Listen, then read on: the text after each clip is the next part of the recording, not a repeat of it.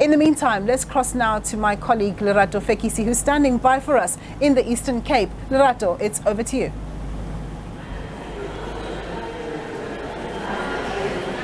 A very good afternoon, Nompi, in the Eastern Cape. The conversation is around how to improve the huge elephant in the room, which is youth unemployment.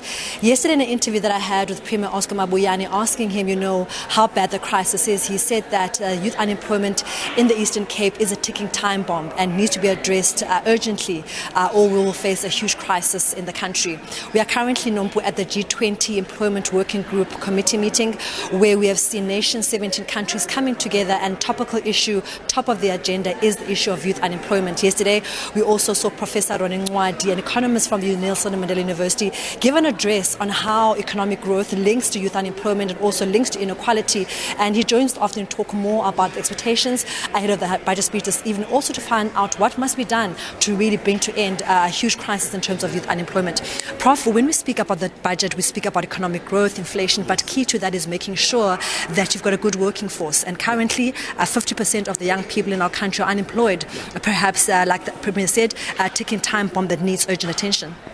Yes. Yesterday we did talk about that. We've picked up that the labor absorption capacity is declining over the years, meaning the capacity to employ additional labor is running out. So in the budget, would welcome to have a specific focus on funding programs that can absorb young people into employment. There are many kids that are left in the streets. Some of them may finish matric, but they can't go to universities, technicons. So we need to have special programs, increase your learnership programs where kids can keep busy and, of course, earn at least some stipend. After that, we need to have that transfer of skills from those learnership programs where they can be absorbed in permanent employment.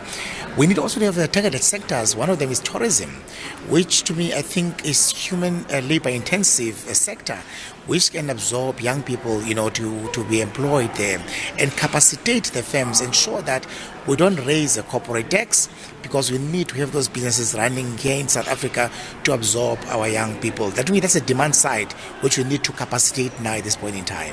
In terms of hospitality, Prof, when you look at Eastern Cape, there are few vocational schools, and you've been an advocate to say, let's get more young people skilled. There's been a whole conversation now, beginning of the year, about the importance of getting young people skilled.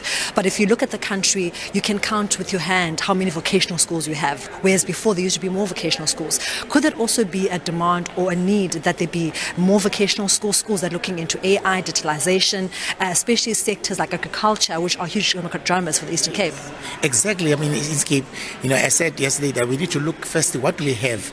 Each province, where is our competitive advantage? I mean, look, in the Eastern Cape, we've got vast area of land where we can actually train young people in issues such as agriculture, but not just the skill in agriculture, but also the export market. How many small businesses are exposed to the international markets, so that they can be able to sell the stuff overseas as well. Doing that, you're also helping to strengthen your currency. It's very important where kids are trained in applied practical skills than just the theory, so they know exactly where to start and where to end. Otherwise, they're going to still continue being unemployed. It's very important to expand those kind of learning environments and vocational schools where they can be trained in those kind of specific skills. And lastly, Prof, you also spoke yesterday about the importance of making maths fun, because maths and science speaks into solving the issues the country is facing. Yeah. That if we're going to solve the economic issues, we're going to need economists, and economists must be good in maths. Exactly. So you were saying the importance also is to making sure that maths is fun at a young level, so that when they grow up, yes, they are able to solve the crisis that we're currently facing, such as economic decline in the country. Yes. Given the fact that we are now into the AI stage, digital era, and I said yesterday that I don't believe that artificial intelligence will ever supersede the human intelligence. It takes a human to make a machine. So we don't have to be scared of AI and digitalization. All we need is to give the children the skills to be able to cope with that and match with that, and that is mathematics. We should take away the fear of maths from young age, from early grades in school, to ensure that numbers become the friend of our children and master that, because without maths, engineering and of course technical skills, we won't be able to match with AI. So we need to make AI and digitalization to be complementary than substitutionary. By that I mean you need a human being to run that machine. you need a human being to fix that machine. It should not substitute human labor, so that we can combat by ensuring the budget focus on specific program where we can train young people in those technical subjects.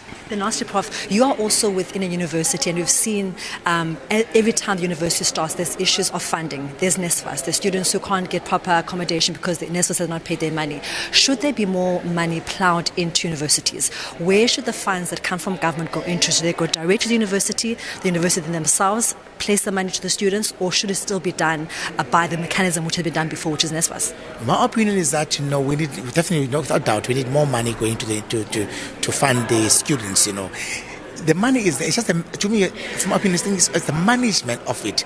I think we need to be more efficient and manage it, where money is distributed to the various institutions where these kids are placed, so that we can have a face-to-face, hands-on management of the fund within the university than do it remotely.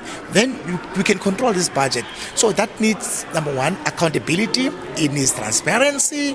It needs a very good reporting system if you're going to transfer the money, so that we know that there's no corruption, there's no monies that are lost. It's very important to make sure that we do away with these frustrations of young people where they wait for the money has not arrived. We don't want that. It must arrive on time, and that we need to be efficient in management of that budget, so that it does away with this frustration. So I want to view that if it can be distributed where the kids are, then to me it's easy to manage that, because then it's one-on-one, and it's directly and it's right where the thing is happening.